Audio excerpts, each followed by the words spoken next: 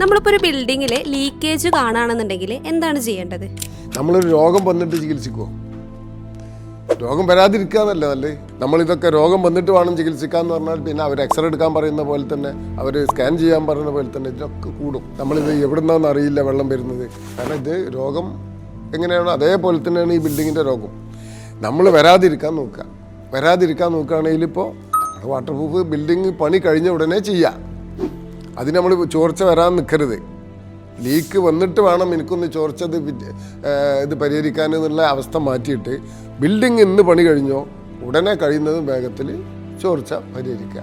ഒരു വീട് പണി ചെയ്തു, അതിന് എന്തായാലും ടോയ്ലറ്റുകൾ ചെയ്തിരിക്കണം, നിർബന്ധമാണ്. ഇല്ലെങ്കിൽ നമ്മളെ ബെഡ്റൂമിൻ്റെ ഭാഗത്തേക്ക് ടോയ്ലറ്റ് ബെഡ്റൂം ഇങ്ങനെയുള്ള വരിക.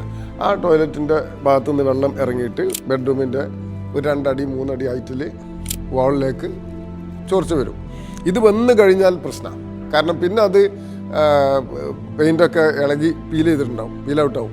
അപ്പോൾ ഇതൊക്കെ മാറ്റിയിട്ട് നമ്മൾ സ്ക്രബ് ചെയ്ത് അതൊക്കെ മാറ്റി റീപെയിൻറ്റ് ചെയ്താലും ആ അടയാളം അവിടുന്ന് പോവില്ല.